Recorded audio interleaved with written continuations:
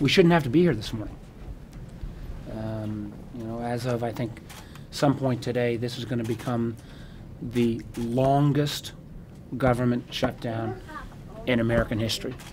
After leaving the U.S. Peace Corps, having served in Ukraine, teaching English. People have already missed car payments.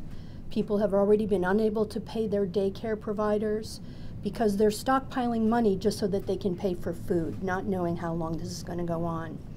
When you miss a car payment, it immediately affects your credit rating. We have people who work on financial systems at HUD that are required to have a security clearance. So this puts them in jeopardy of having their security clearance withdrawn. So now their jobs are in jeopardy long term.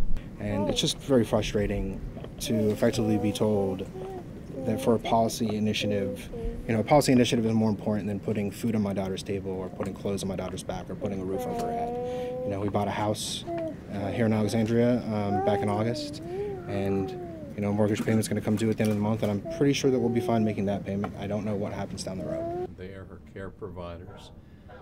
And they told me the other day they were looking at selling some of their property and liquidating other assets.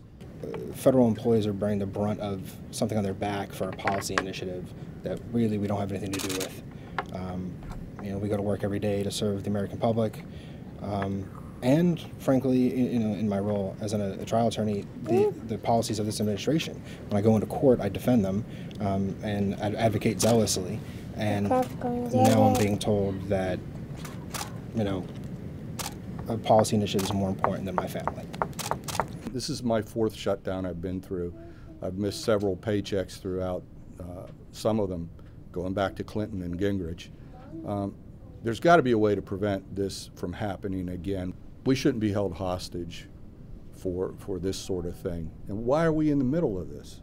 Why are government employees being forced to suffer for these political goals? I hope there's a way that Congress can find a solution to preventing this from happening again. Real people, real consequences for sure. You hear these stories and your heart just breaks of what they're going through.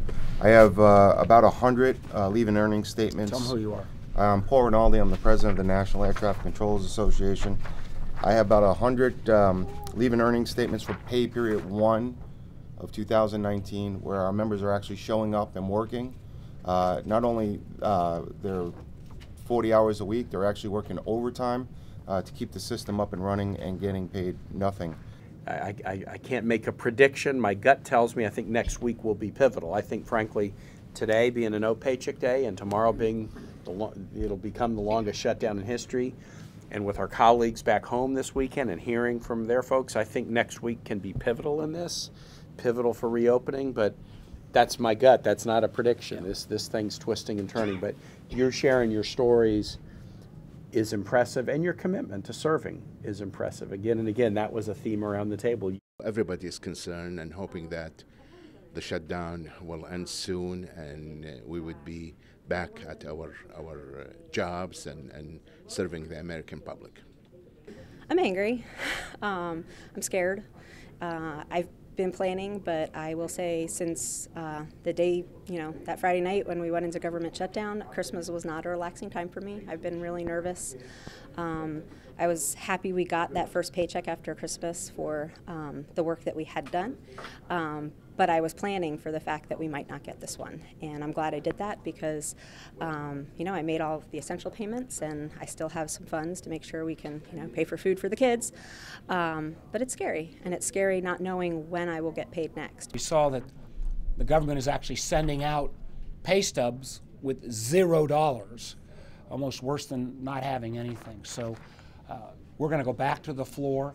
We did bring the good news that the back pay legislation has passed the Senate. We think it'll pass the House, but that doesn't make everyone whole.